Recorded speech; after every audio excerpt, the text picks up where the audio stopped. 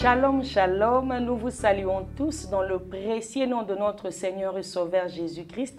Bienvenue dans votre émission, c'est l'heure de l'édification avec moi, la servante Dorcas Divine Limvombadou. Je suis une prophétesse de ministère apôtre par manteau. Je suis une outre neuve pour servir à la louange de la gloire de Dieu, le Père de notre Seigneur et Sauveur Jésus-Christ et mon Père.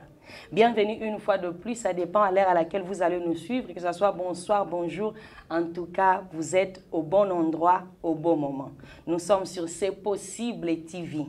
Et je tenais en cet épisode dire un grand merci à notre DG, le docteur Freemans Koubarika. À la réalisation, j'ai ce que j'appelle mon frère intime, le frère Paul, pour les intimes, mais c'est papa Aristote Diasilva et le frère Rodrigue Bidika. Là, c'est l'équipe de Ce Possible TV, l'équipe qui fait en sorte que nous puissions nous présenter à chaque mercredi à 20 h au devant de vos écrans parce que l'équipe travaille. Ils font notre force et c'est à travers d'eux que l'image peut circuler. Que Dieu leur bénisse abondamment.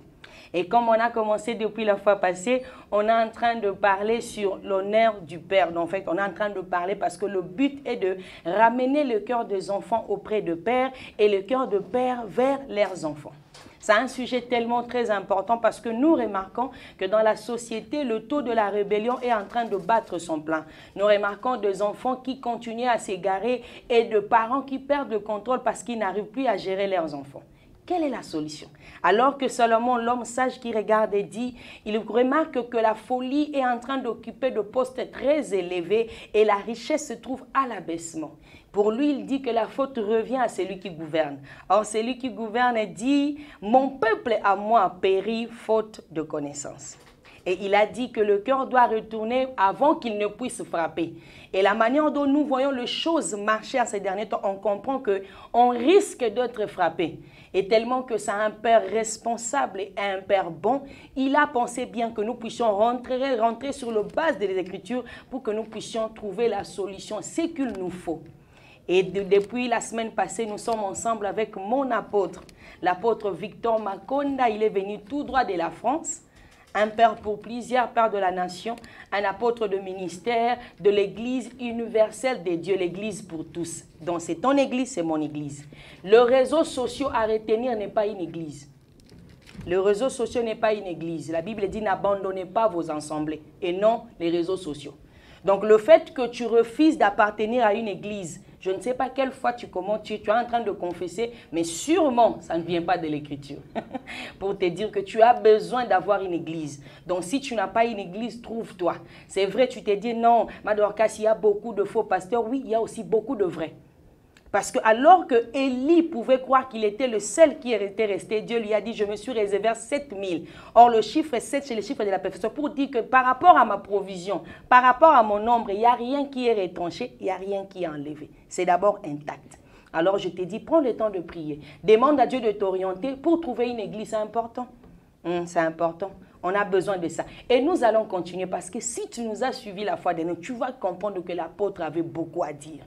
Mais suite des temps, on n'a pas pu continuer. Mais aujourd'hui, on veut qu'il puisse être libre de se déverser encore dans la vie de celui-là qui va nous suivre de loin ou de près. Alors, restez connectés. Ensemble avec moi, recevons mon apôtre, l'apôtre Victor Makonda. Bonjour, papa. Bonjour, prophétesse Dorcas Divine Limvo. Merci, papa. On est tellement ravis de vous avoir une fois de plus.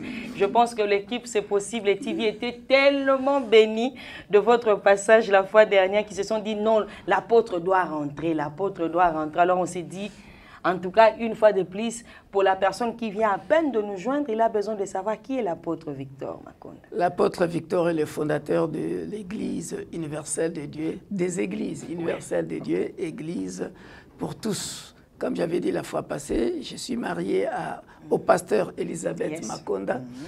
Et nous avons des enfants et des petits-enfants. Wow. Par la grâce du Seigneur, nous faisons l'œuvre de Dieu en France, où je suis basé, et plus précisément où se trouve l'église mère à Roubaix, dans la ville de Lille. Nous avons une branche à Paris, à Stein, plus précisément, avenue 85 bis, avenue Aristide Briand, à Stein, 92 300 Astin, géré par mon fils d'à la fois le pasteur Sami Dingituka. Et nous sommes à Cape Town avec le pasteur Shombi Banda. Voilà, l'église universelle de Dieu. Et je suis venu bâtir l'œuvre de Dieu ici, sous l'ordre de l'Éternel, que nous avons déjà commencé. Nous sommes à Kimbanseke, sur la rue Zobia numéro 25. Si vous connaissez, vous avez un membre de famille qui n'a pas d'église, qui n'a pas d'église et qui habite dans les environs Kingasani, Tchangu. Voilà, Tchangu, Kingasani, Kimbanseke, Njili, voilà. Pourquoi pas Gombe, pourquoi pas Kitambo, pourquoi pas Mongafula? Ici au Congo, il n'y a pas une place qui est très éloignée, ils peuvent atteindre. Voilà, donc nous venons de commencer l'œuvre de Dieu là-bas. Donc l'église universelle de Dieu, l'église pour tous, est venue s'installer maintenant au pays à la source. Waouh, waouh, waouh. Donc, vous savez déjà que vous ne serez pas dessus. Donc, au cas où vous vous dites, non, j'ai juste entendu un peu, en fait, j'ai besoin encore de plus. Vous pouvez retrouver le pasteur Victor Makonda, même sur Facebook, toujours Victor Makonda, même sur YouTube. Donc, il a des enseignements de prédication online. Vous pouvez suivre pour rester connecté. Mais comme je l'ai dit, les réseaux sociaux n'est pas une église. Donc, trouve-toi une église. Amen, amen. Hein? Fais-toi membre, c'est important. Tu as besoin d'être encadré. Amen. Tu as besoin, alors trouve-toi une Très important. Merci beaucoup. Très alors, papa, nous rentrons. Ce que j'ai beaucoup aimé la fois dernière, vous avez dit, le mariage est une institution divine, mais la famille aussi. Ah oui. En tout cas, si vous pouvez un peu y revenir avant que vous puissiez continuer. Alors, rapidement, bien-aimés dans le Seigneur, beaucoup de gens ignorent que la famille est une institution divine. Ça, c'est très important. Et la fois passée, nous avions dit que le père était le pasteur de la maison. Il devrait connaître absolument la parole de Dieu. Et ça, lorsque nous remontons dans la Bible, nous voyons comment Dieu a responsabilisé Adam. Voilà pourquoi Dieu parlait à Adam, par exemple, cet arbre-là de la connaissance du bien et du mal, vous n'y toucherez pas. Donc, il devrait avoir la connaissance de Père, notre Père céleste, et puis lui qui devrait maintenant avoir, comprendre le message de Dieu le Père, devrait transmettre à sa femme Ève. Voilà pourquoi on avait dit dans Proverbes chapitre 1 que le père était le père qui donne l'instruction et la mère donne l'enseignement. Et nous avions compris là un petit enseignement que Proverbe a décortiqué dans le livre de Proverbes chapitre 1. Nous avions dit, nous avons vu là-bas si des amis viennent t'influencer. En fait, un père qui fait en sorte que son enfant ne puisse pas rejoindre le groupe de, comme on dit, de Kounoula. Voilà. Et ça, c'était très important à savoir. Pourquoi? Parce que nous avons vu que lorsque nous avons lu Psaume 78, nous avons compris par là que la transmission devrait être de génération en génération. Ce que nos pères nous ont raconté, nous ne l'oublierons pas. Et même pour les enfants futurs. Alléluia. Voilà pourquoi, bien-aimés dans le Seigneur, je vous remercie, vous tous qui suivez C'est Possible TV. Je m'adresse surtout aux pères de famille, aux mères de famille, aux parents en fait. Bien-aimés dans le Seigneur, cet enseignement, je vous remercie encore, servante de Dieu, prophétesse Dorcas Divine Lemvo, comme j'aime bien le dire, Mbadi, j'ajoute Mbadou. Alléluia. C'est un thème très important. Pourquoi? Parce que aujourd'hui, je commencerai par faire la corrélation entre notre Père Céleste et le Père biologique que nous sommes et comment nous devons éduquer les enfants. Parce que la Bible commence par nous dire dans 1 Timothée chapitre 5 verset 8. Et ici, lorsque nous lisons le verset 8, la Bible dit ceci: si quelqu'un n'a pas soin de sien, et principalement de ceux de sa famille. Voyez l'importance que Dieu accorde à la famille déjà. Alors, papa, maman, tu dois comprendre que ici, dans quelqu'un, si quelqu'un, le mot est singulier, mais nous savons que c'est un pronom indéfini. Si quelqu'un, c'est-à-dire si un papa, si une maman n'a pas soin de sien, et principalement de ceux de sa famille, il a renié la foi. Wow. Ça, j'aime bien. Il a renié la foi et il est pire qu'un infidèle. Wow. Voyez, ça représente là où on revient dans Proverbes chapitre 1, le verset 7-8 qu'on avait lu, que le père devrait être avant tout un pasteur pour savoir instruire sa femme, et la maman devrait connaître aussi les Écritures. Les Écritures. Alors, je vais donner plusieurs exemples vite fait. Pourquoi ici on est en train de parler que si tu ne sais pas prendre soin de sien, tu as renié la foi. Or, la foi, nous connaissons la définition. La foi vient de ce qu'on entend, et ce qu'on entend vient de la parole de Dieu. Ipso facto, nous revenons à la connaissance de la parole de Dieu, comme tu l'as souligné, parce que tu as dit, si le cœur des enfants doivent revenir au Père, et le cœur de Père aux enfants, mais à base de quoi? C'est toujours à base de la parole. Quand on ne connaît pas la parole, on ne saura même pas l'importance de la parole, l'importance d'enseigner la parole à ses enfants. Par conséquent, on a renié la foi. À base de quoi?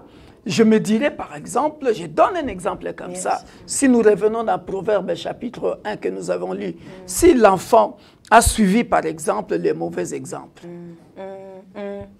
comment tu peux redresser? Rappelez-vous, on avait donné ce passage de Proverbes où on avait dit que la Bible dit, parents, enseignez vos enfants, éduquez vos enfants, la parole, sur la voie de Dieu, et quand ils vont grandir, ils ne s'en détourneront pas. C'est toujours, je pense, c'est Proverbe 12. Je pense. Alors, nous connaissons ça, bien aimés dans le Seigneur. Alors, lorsque tu ne connais pas la parole, tu n'auras même pas la foi. Alléluia. Et ici, j'ai un exemple de la foi, un exemple trop fort. J'ai un exemple trop fort de la foi. Ah, c'est trop fort. Chers parents, ne reniez jamais la foi dans l'éducation de vos enfants. Pourquoi? Parce que nous avons une belle histoire de l'enfant prodigue. Nous avons toujours parlé de l'enfant prodigue dans Luc chapitre 15. Cet enfant qui avait demandé sa part de l'héritage. Parce qu'il voulait aller justement... parce que, je vais très bien expliquer ça. Non, il faut soit libre. Regarde. Voilà. Le proverbe 1 dont nous avons parlé là, ne suis pas les koulouna qui vont t'appeler, viens, on va tuer les gens, on va se partager le butin. En fait, l'enfant prodigue dans Luc 15, c'était ça son souci. C'est-à-dire aller dans le monde, jouer avec les amis, jouer avec les femmes, faire tout ce qu'il veut. Alléluia. Mais le père qui était resté, le père biologique n'avait pas renié la foi. Le père biologique, lui, n'avait pas renié la foi. Il savait qu'un jour, le fils prodigue reviendra. Pourquoi? Parce que dans sa tête, il sait prendre soin de ses enfants, il sait penser à ses enfants. Bon, dis-moi, papa, maman, toi qui me suis, qui écoute le son de Dieu au travers de la voix de l'apôtre Victor aujourd'hui, si à base de la parole, tu es nulle part, tu n'as pas la connaissance de la parole, c'est-à-dire quand l'enfant disparaît de la maison, ça ne te dit rien, et puis tu t'en fous. Mais bien aimé dans le Seigneur, ce papa-là, on peut lire ça vite fait, ce papa-là avait la foi. Il savait que le fils, même s'il lui avait forcé de prendre ses biens pour aller jouer, mais il savait qu'un jour... Il a instruit l'enfant dans la voie du Seigneur. Dans la voie du Seigneur. Que la source va le réclamer. Il ne peut que rentrer. Non, il ne peut... Alléluia. Mais non, ça j'aime. Pourquoi? Parce que, comme lui, il sait que En lui, à mon fils, il y a la base solide que j'ai inculquée à mon fils. Même s'il part, j'ai la foi que le Dieu devant qui je me tiens. Alors, pourquoi il avait la foi? Parce qu'il sait qu'il va le réclamer par la prière, par le jeûne et prière. Mais dis-moi, papa, toi, tu ne prends pas soin des siens, même de ceux qui sont dans ta famille. Tu ne pries pas. Tu n'as jamais montré aux enfants comment prier. Tu n'as jamais montré aux enfants la parole de Dieu. Donc, quand l'enfant part, tu n'as plus d'espoir. Il est parti. Il est parti. Il est parti pour toujours. Il ne reviendra plus. De toutes les façons, cet enfant-là, j'en ai marre. Oh! Ici, l'histoire. Mon apôtre, la Bible dit que le père s'était né. Au fait, dehors, il savait. Mais ça, ici, c'est pour ça que j'ai dit en introduction, ici, je vais démontrer la corrélation entre le Dieu, le Père et le Père biologique.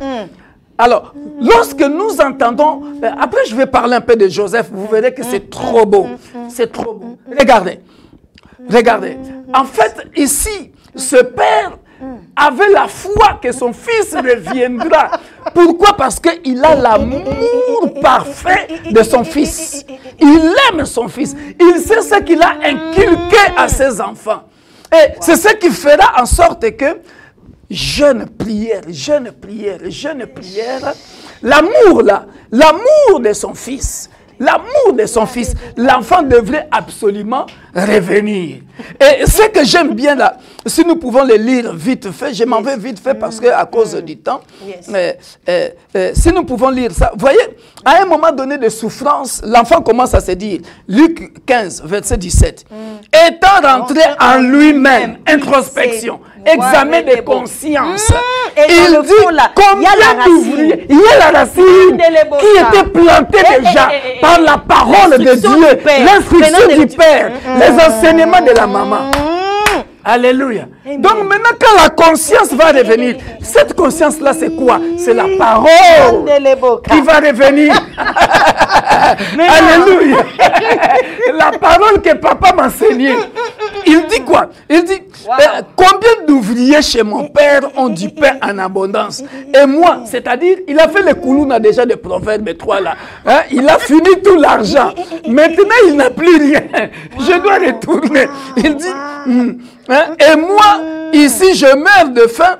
Je me lèverai, j'irai vers mon père et je lui dirai, mon père, vous voyez cette corrélation que j'avais dit, c'est ça, je lui dirai, mon père, je péchais contre le ciel, c'est-à-dire contre le ciel, je péchais contre le Père céleste, notre Père qui est aux cieux, que ton nom soit sanctifié, c'est ce Père-là, et il dit, et contre toi, le Père biologique, qui a accepté, le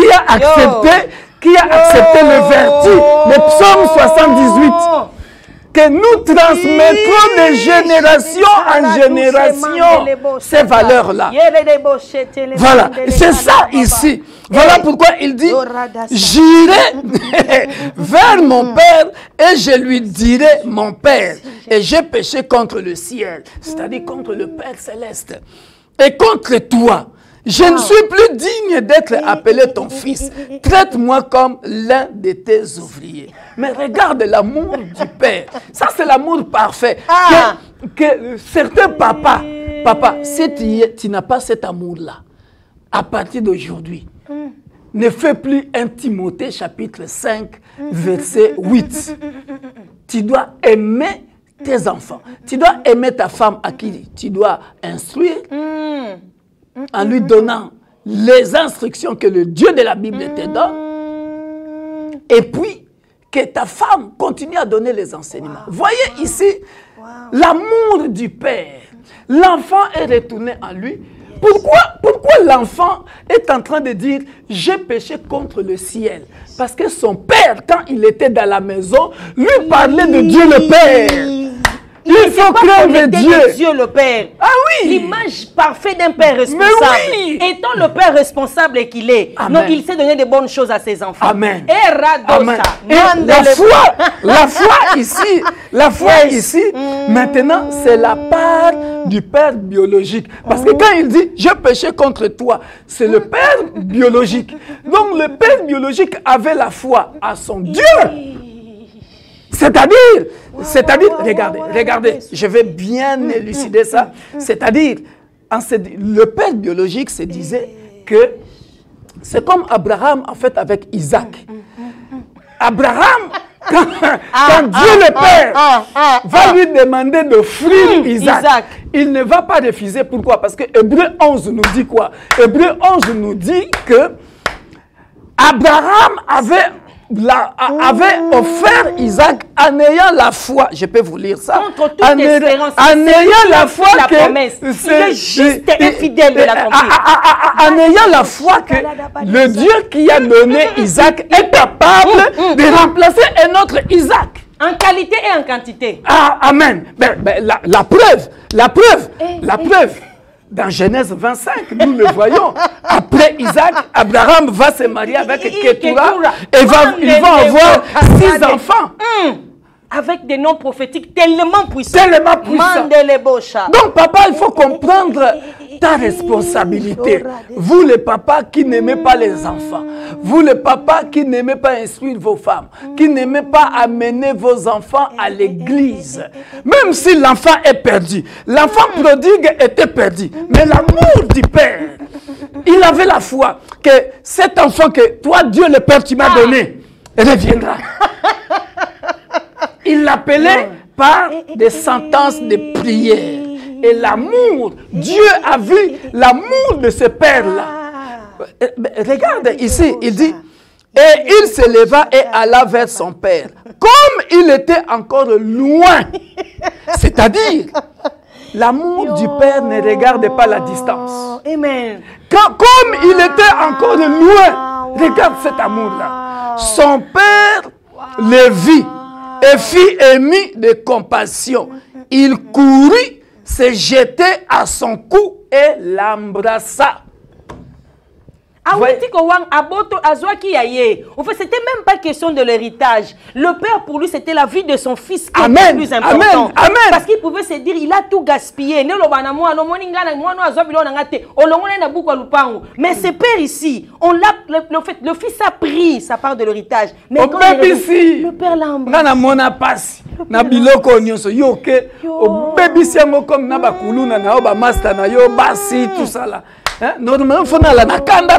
Normalement, je dois être en colère contre toi. Mais cet amour-là, il le vit de loin. Comme pour dire, l'amour n'a pas de distance. Car Dieu a tant aimé le monde, il n'a pas donné des armes à feu. Il n'a pas envoyé des hélicoptères. Il n'a pas envoyé des généraux d'armée. Il n'a pas envoyé des anges. Mais la Bible dit, car Dieu a tant aimé le monde, il a donné son Fils.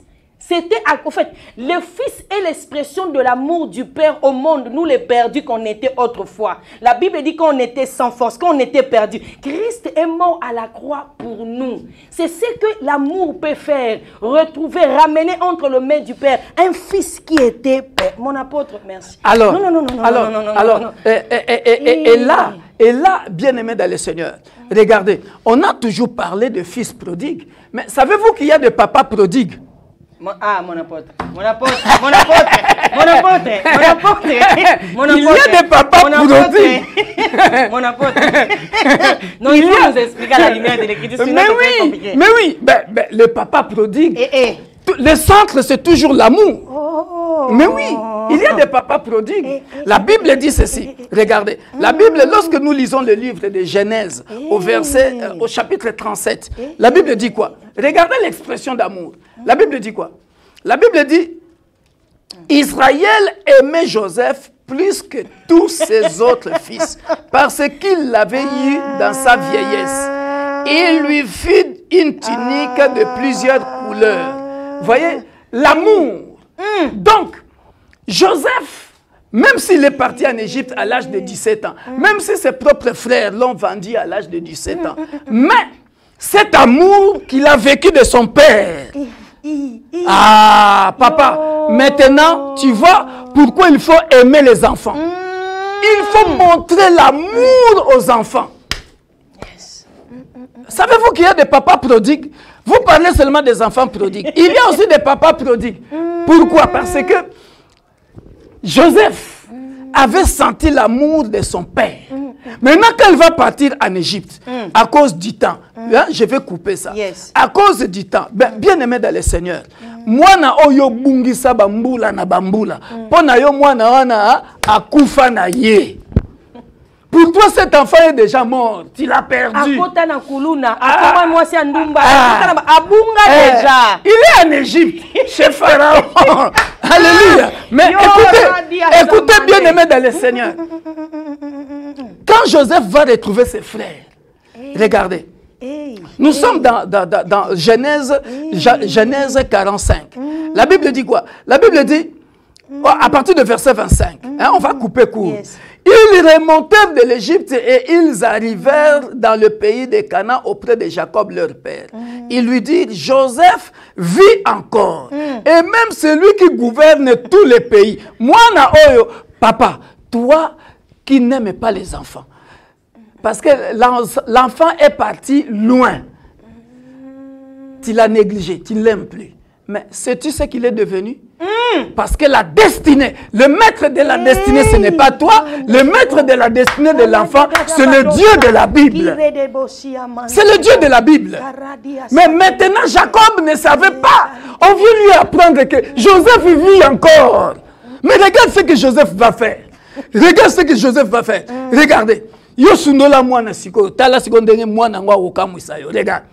Il lui dit, Joseph vit encore, et même celui qui gouverne tout le pays d'Égypte. Mais le cœur de Jacob resta froid, parce qu'il ne le croyait pas.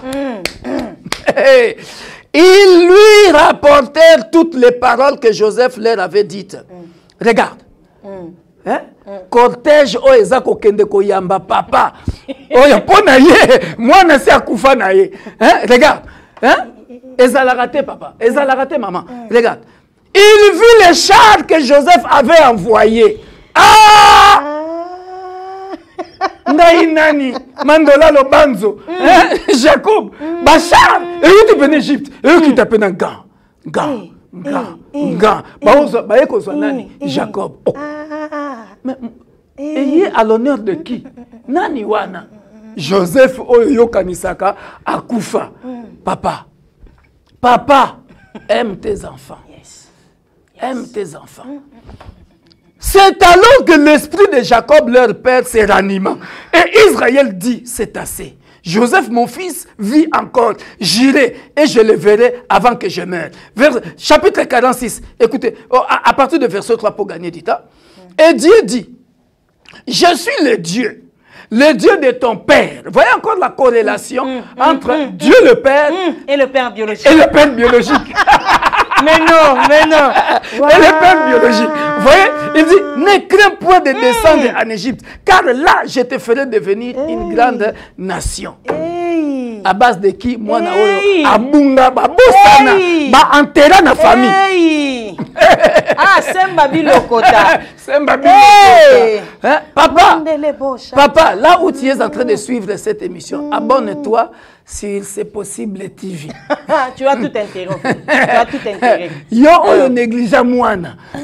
Regarde maintenant. Moi-même, je descendrai avec toi en Égypte. Et moi-même, je t'en ferai remonter. Et Joseph te fermera les yeux. Quelle belle promesse.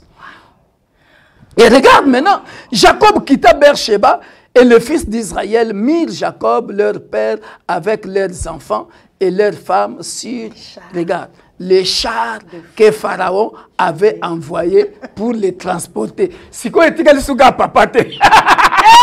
Naba frère, naba sœur, naba bango. Pharaon.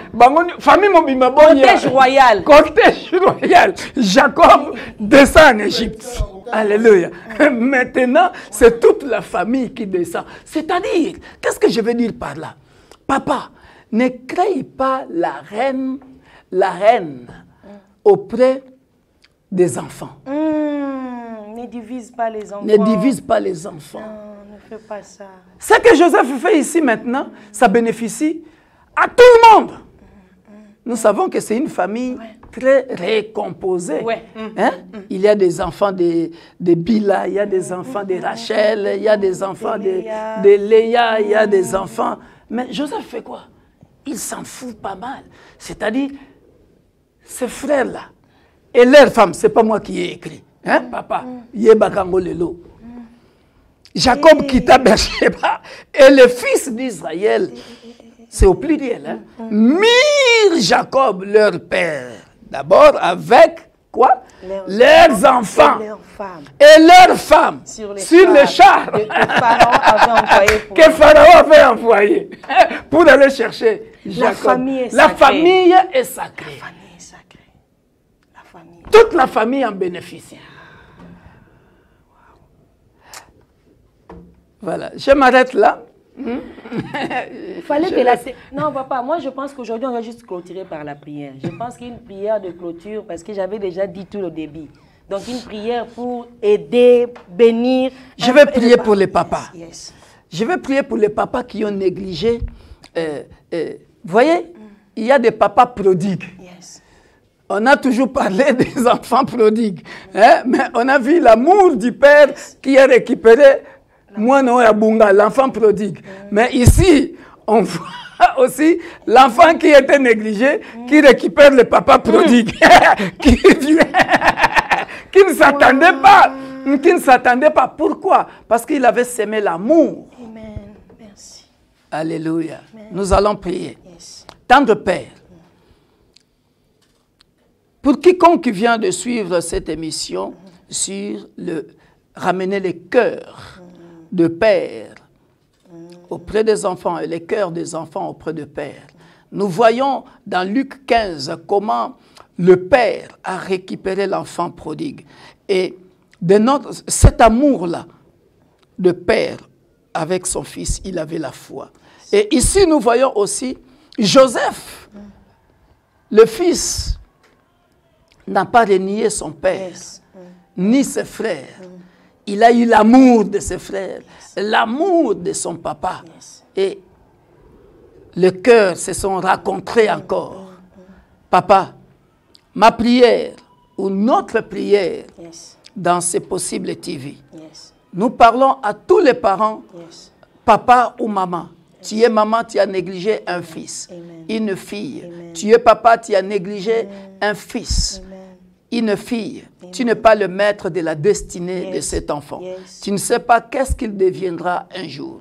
Aujourd'hui, je veux que tu sois le pasteur de la maison. Sème l'amour dans le cœur de tes enfants. Et lorsque l'enfant grandira avec cet amour-là, il se rappellera toujours de toi. La Bible dit, parents, n'irritez pas vos enfants. Comme la Bible dit aussi, aux enfants, honore ton père et ta mère. Que cela soit notre partage dans le précieux nom glorieux de notre Sauveur et Seigneur Jésus-Christ. Que le sang de Jésus couvre et protège tous les parents ainsi que tous les enfants. Que l'amour qui était perdu entre parents et enfants revienne dans le nom puissant et glorieux de notre Sauveur et Seigneur Jésus-Christ. Nous disons Amen. Amen. Amen. Ciao.